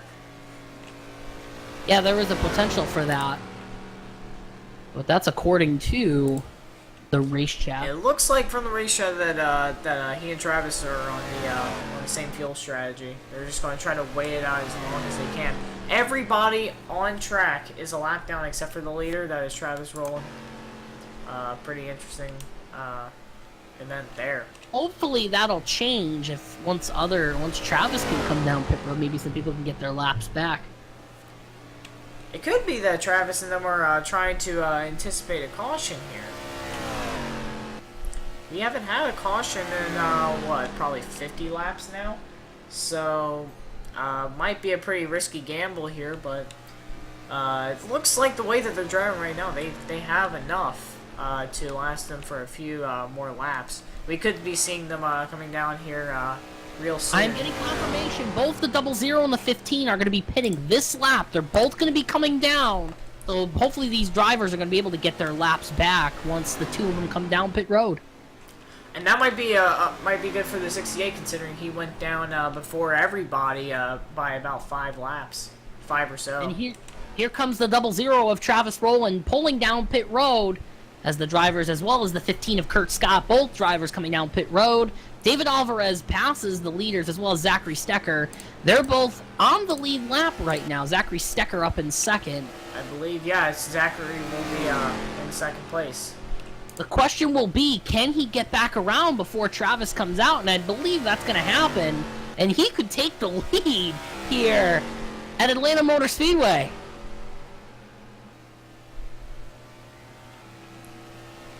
I think the 56 will be the leader here this time. He will be.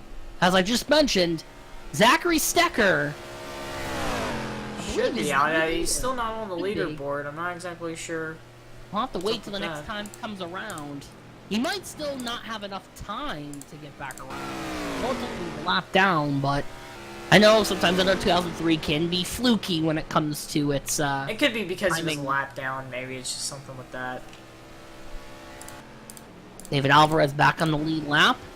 And yes, Travis is back. He's on the backstretch right now. Zachary Stecker is the new leader here at Atlanta Motor Speedway. Coming back from an AFK and like 28 laps down or something like that. Gains all but one back, and he gains that lap back and is now the leader here at Atlanta Motor Speedway. The Bass Pro Shop, What a story. MBNA 251. What a story this would be if he would win it. Absolutely. But of course, you gotta take into account the drivers' feelings. Would they feel cheated that somebody who went AFK for almost 30 laps getting the win? Would there be any hard feelings with that? That is a very hard thing to think about for sure, Jimmy. But also on top of that, it wasn't like he got all of his laps back. He had to fight for that last one, so he just got lucky as Travis and Kurt had to come down pit road.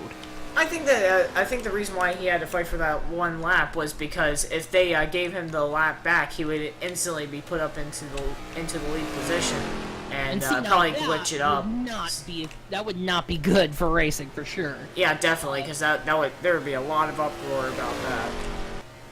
I think that happened in the main NASCAR series race at Daytona, where everybody got their laps back at the end, had that 3-car battle.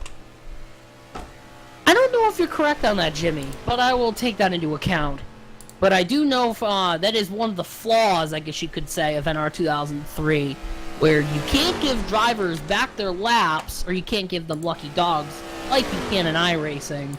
NR 2003, you can only do it when the flag is green. You can't even give laps back on caution, so yeah, I'll admit it myself. It is a flaw of NR 2003, and I'm not sure what their thinking was behind that. I mean, it's an early race. I don't think that they were anticipating, like large communities racing and stuff like iRacing would, considering that iRacing came about when sim racing really started taking off. Absolutely, but beside the point, Zachary Stecker is back in the lead. Travis Rowland about 16 Travis is seconds gaining on him, it looks like. It was about 16 seconds back last time. He's 15 seconds back now. And once he comes around, we'll be able to see just how much he's leading now. Unless I read that incorrectly. I don't think I did. A little bit of latency issue there going down the backstretch for the 56. No matter. Still keeps on going. Oh, and the 56 is going down pit road this time. Huh. Yes, he is coming down pit road, so most likely Might go Back down a the lap lap down, again. and Travis Rowland will indeed gain the lead.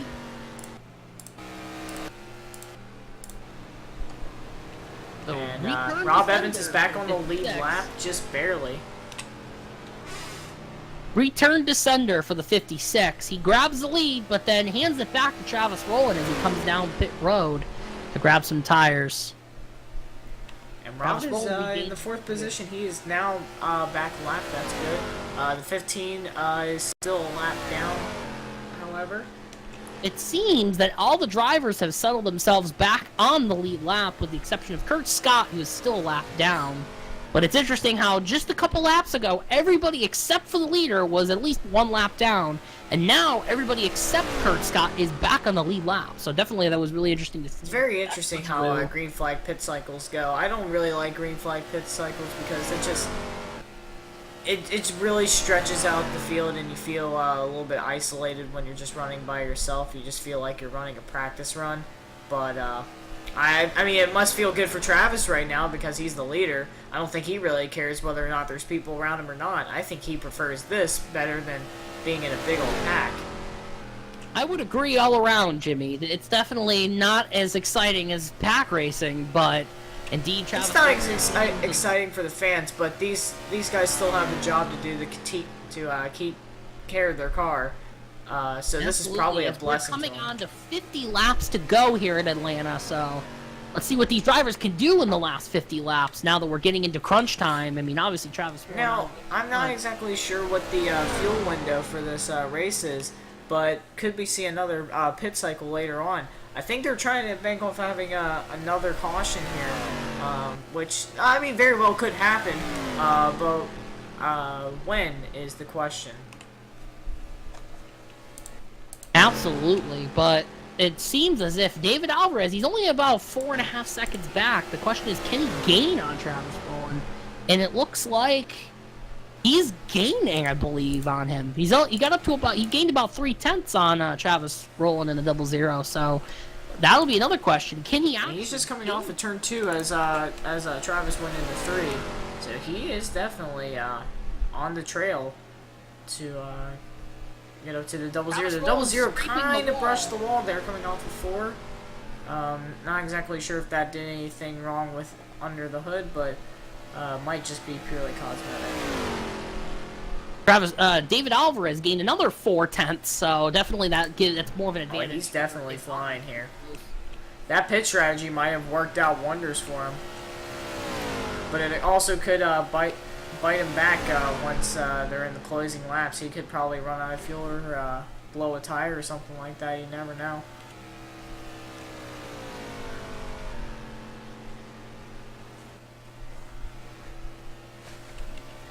Well, your top 5 is as follows. You got Travis Rowland in the first position, and then you have the 68 of David Alvarez in second place, and in third you have Rob Evans, and in fourth you have Zachary Stecker, and in fifth we have Kurt Scott. Now Zachary Stecker and Kurt Scott are a lap down right now, so they're probably waiting on a caution themselves. And they're probably waiting, not necessarily for it to happen right now, but they're probably waiting for it to happen around lap 130 or so. So that way that if they make their pit stops, they know that they're good to go for the rest of the race. Because I think that put a bet on the table, Jimmy, that we might not even have a caution the rest of this race if it keeps like this. I mean, it's isolated, so yeah, probably. Seeing how everybody is very spread out, but there still is that hope in the air that there is a caution for these drivers, so that way that they'll be able to get all their final adjustments underway. But that might be a pretty bad thing for Travis, because he might be good to go for the rest of the race. Who knows? that is potential. I know David slipped back a little bit to about 4.1 seconds.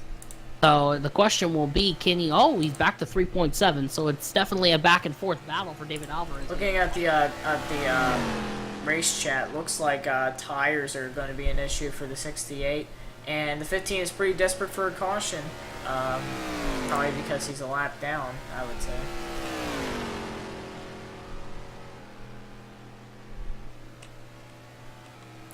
Well, alright, we're nearing the end of this. We're almost up to 40 laps to go, and not much to say about this other than this is how they're running.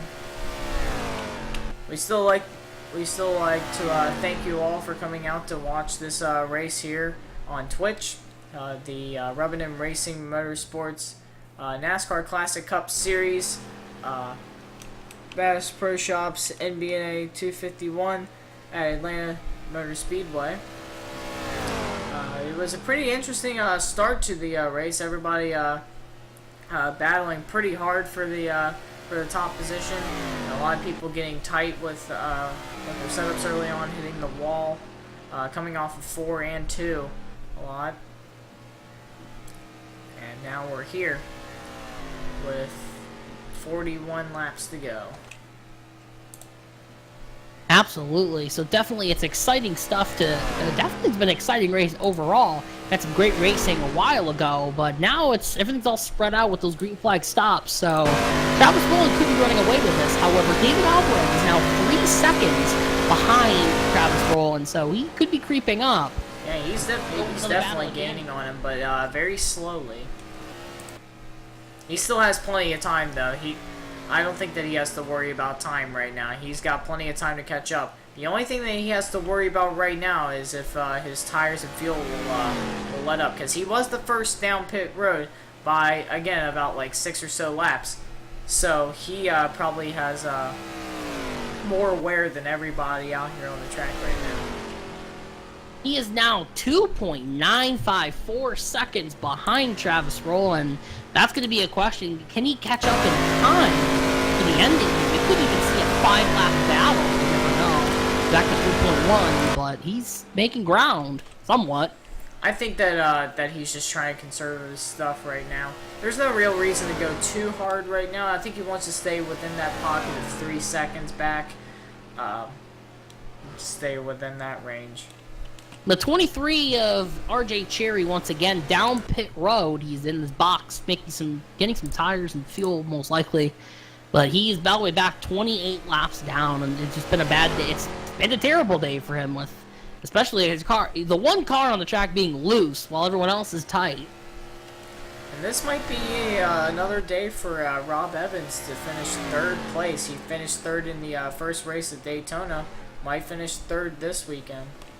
It'd be a very strong finish for him, and he can stay hopefully consistent in 3rd place here on the points as RJ Cherry comes back out on the track here. So we're an hour and 13 minutes into this race. Right now, your leader, of course, is the 00 of Travis Rowland, and like we said earlier on in the broadcast, Travis actually had some pretty bad luck last weekend. He didn't do very hot in the Supreme Altered Slugfest. The Unrestricted Showdown, he flipped over at the end. I think he got 3rd in that race, which isn't too bad, given the size of the crowd there, which was about 6 trucks.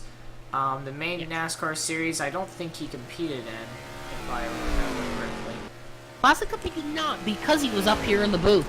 I know Classic Cup. I don't think he did a main NASCAR series though, right? He did not. He is not signed up for the main NASCAR series. Yeah, so it was a pretty slow start for him with his season in these series, but looking for some redemption today to get his first win of the season here at Atlanta Motor Speedway for NASCAR Classic Cup Series. He'll have his shot at the win in the other series as well. Absolutely, and already good news for him. David Alvarez sliding a little bit back. He's about 3.2 seconds back. So definitely, he is definitely on the run though. They are closing in. A lot more ground lost. He's at about 3.6 now. So the question is, could it be issues with David's car, or is it just not a good drive so far? I'll tell you what, we might have to watch out for this 56 car. He is caught up to the 68, and he's about to pass him. And then he only has to get up to the 00, get back on the lead lap, and then if we have a caution, that could be the biggest blessing for the 56 with Zachary Stecker. What an amazing run he's had. After an AFK, that was unfortunate for him. He came right back, and Obviously, race control, thinking about the unfortunate events of an AFK, giving him all but 1 lap back. He got lucky with that last lap, gaining it back as the leaders came down pit road. I think that the drivers understand the circumstances and why he was given all those laps back, so I don't think it's a huge issue, but there could definitely be some hard feelings with it. But overall, it looks like nobody's really complaining about it too much. Exactly. It is a tough sort of, do I dare say, ethnical question. But it's definitely a tough circumstance to think about. But yeah, I agree. The drivers, I believe, have such an understanding that, unfortunately, that's the thing of sim racing. Life gets in the way of video games sometimes. Oh, Travis brushed the wall going into 1. I don't know. It doesn't look like it affected anything. I think he'll be fine. David Alvarez is really sliding back. He's about 5.3 seconds. I think the reason why that is happening. Oh, and Travis grazed the wall just again.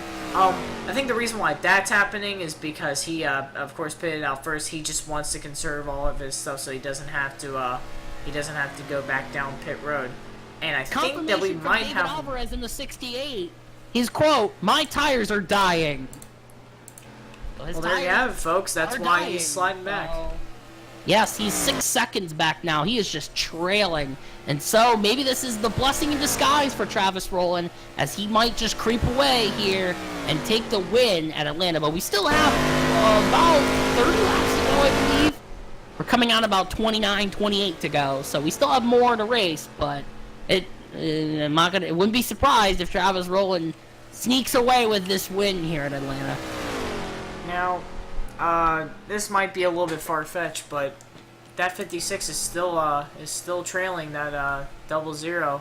He might get his lap back by the end of this race, which even if he doesn't have a chance to win this race, what a run for him today. Absolutely.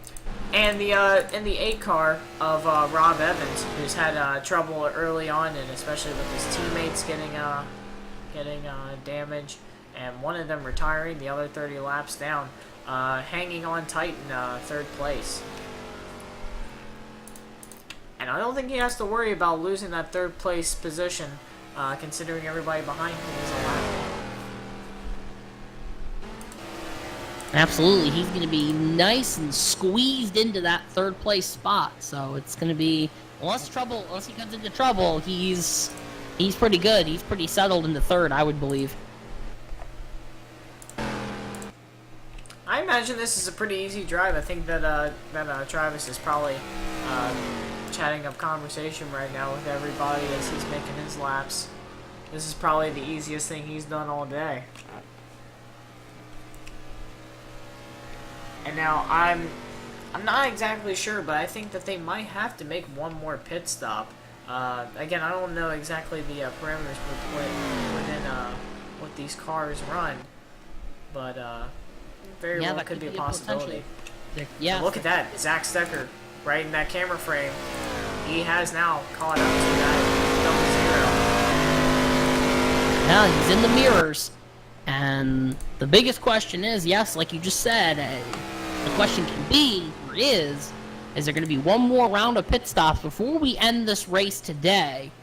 So, it's going to be, definitely, it could be a very close battle here if everybody pits together and comes back out. And you can see from our faraway shot there just how spread out this pack is. Look at Zach Stecker moving to the outside here, going to try to make a move on the 00. I think he's just going to let him by. I don't think he really needs to worry about racing him or anything. Just let him by. He has the faster car. Just let him go. And what's interesting, and another thing about Zach Stecker, I don't want to stay too in depth with him because I've been talking about him for like the last 10 laps, but. Another interesting thing is that he was actually slipping back early on in the race before the AFK situation happened. So maybe there was some adjustment that he got during that period before he went off onto the track once again to get that car where he needed it. Absolutely. The 23 of RJ Cherry is once again coming out on pit road. He could be the first one in this last cycle to come down and grab tires and fuel, unless he's just making more adjustments to try to fix that looseness in the car. I think maybe he's got the looseness down by now. I think he's just making his adjustments just because his car is pretty battered up. He just needs to make the fuel and stuff. He could be having a small fuel leak as well. That could be a potential. But David Alvarez is sliding back substantially. I'm wondering if he's going to be coming in soon. He might actually be passed for third place here. I mean, yes, second place.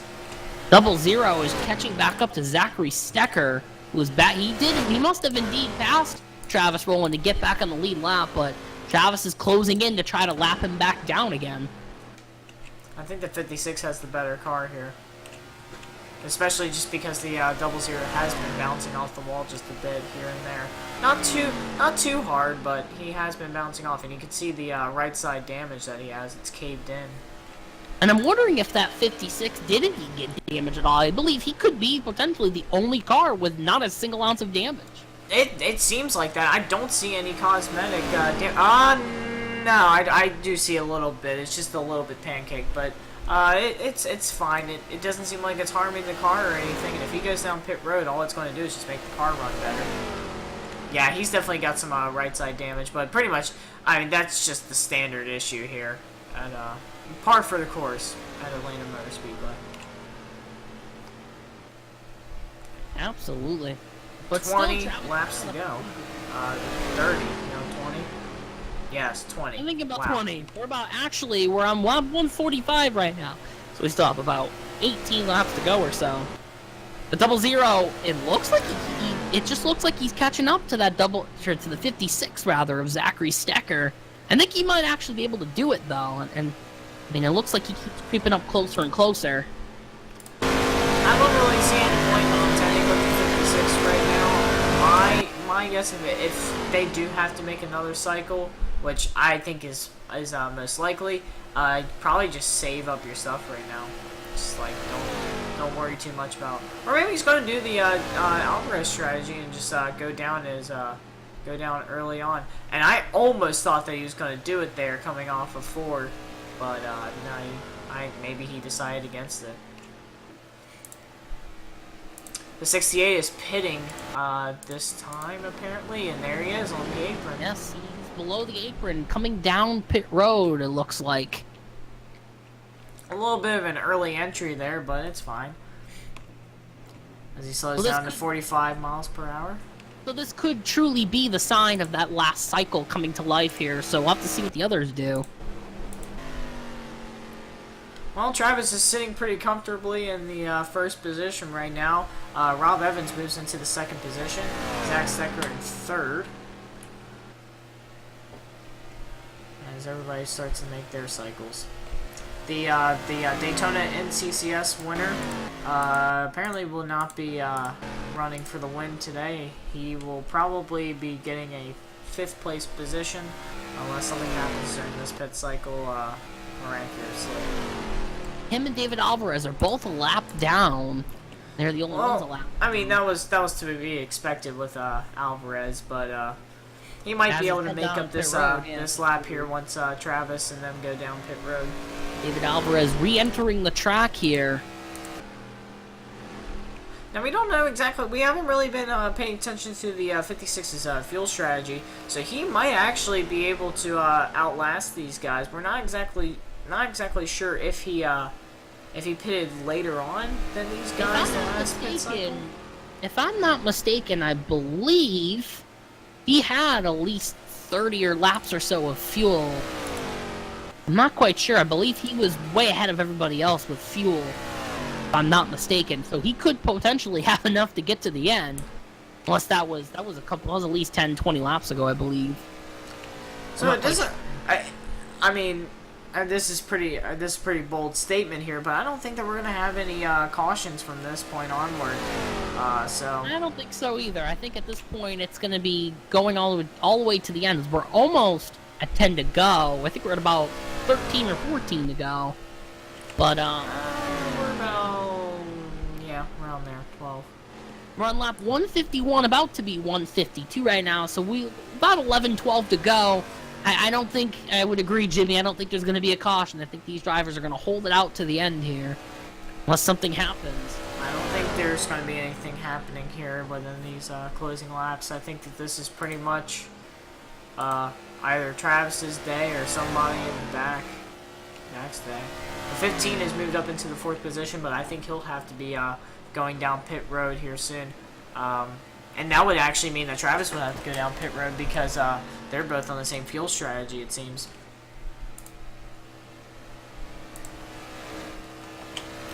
Just some casual conversation in the race chat right now. They're, I guess, at this point in the race when everybody's all spread out, kind of have the leeway to do that.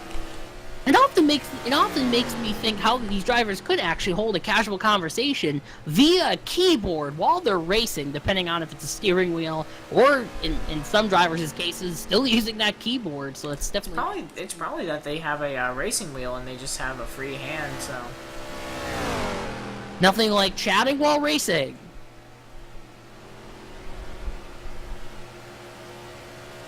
Which could be directly relatable to texting while driving. Folks, do not do that in real life, please. Travis got a little high there going off 4. Not exactly sure what that was all about. But David Alvarez 2 laps down here. After making his pit cycles, goes underneath the 23 there. Clean pass for him as the 23 is 33 laps down.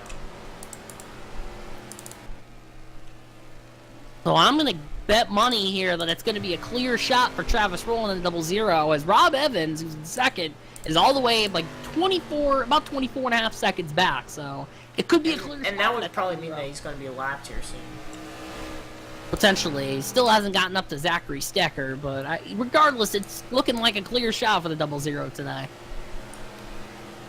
This is pretty much Travis's race to lose, I guess you could say. I guess you could say that. We're getting pretty close to the end here. We're just shy of an hour and 30 minutes this race.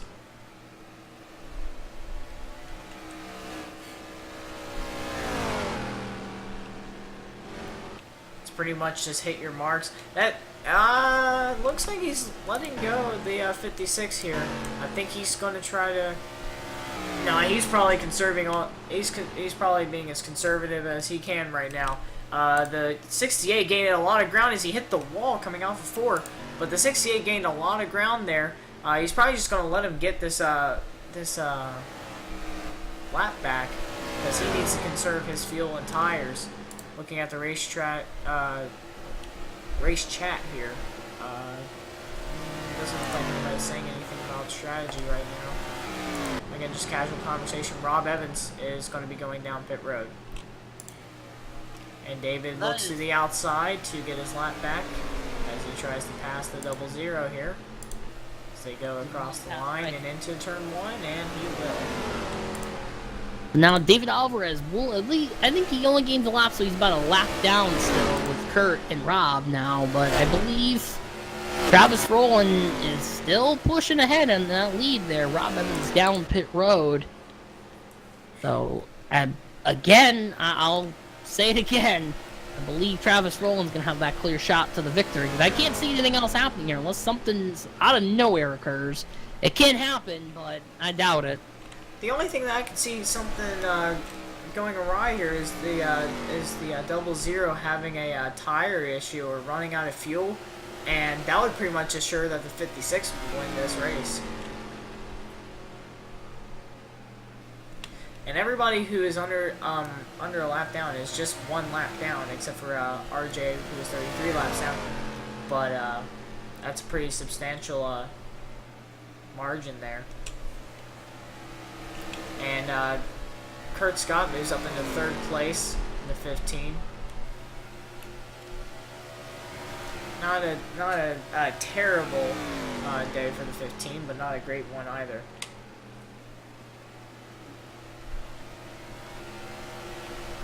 There we go, 2 laps to go. as Travis goes down into turn 1. And this is pretty much Travis's race to lose, as he heads down the back stretch.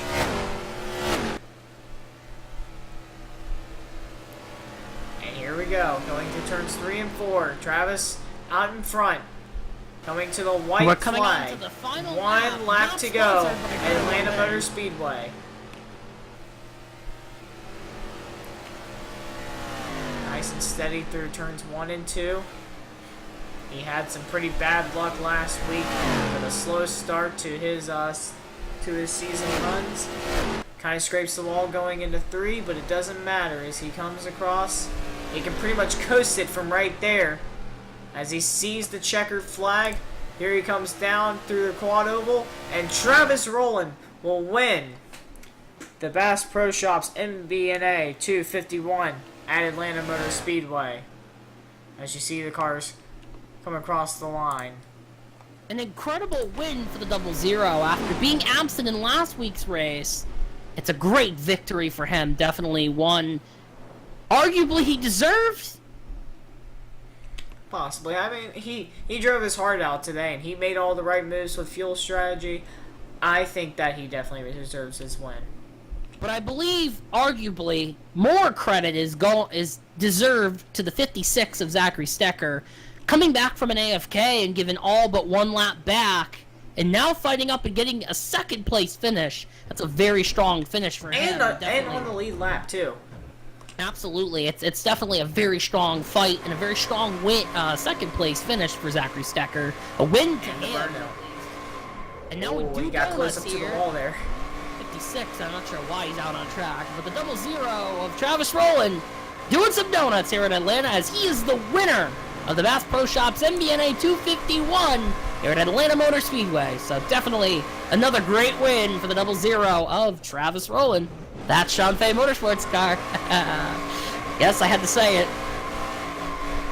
I also like how the flagman is waving the caution flag, even though there is no caution. Yeah, it seems to happen a little too often. Not sure why, but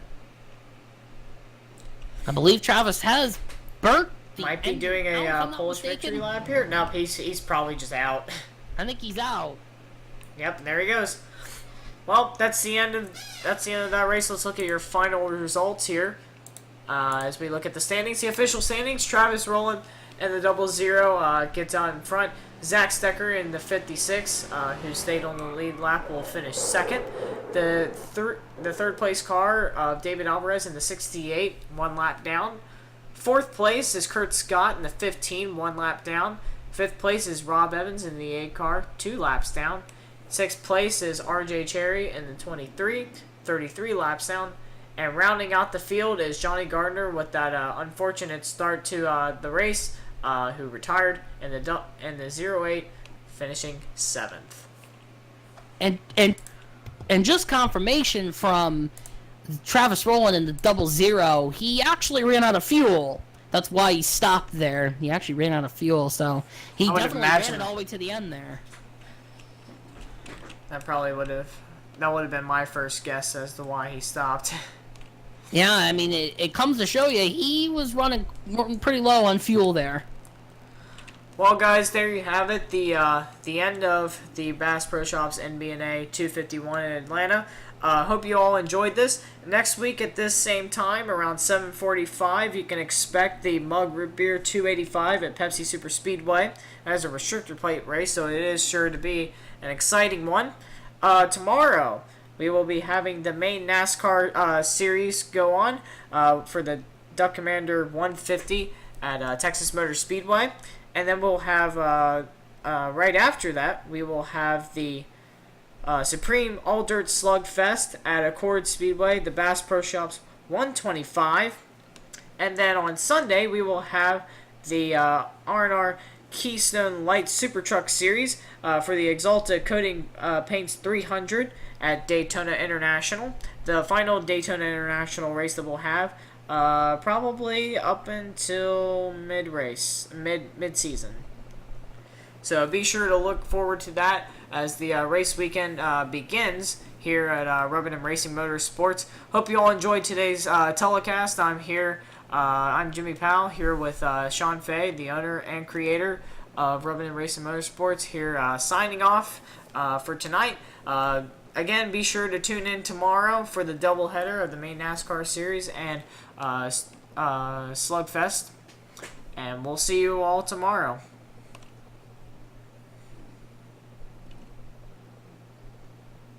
There we go.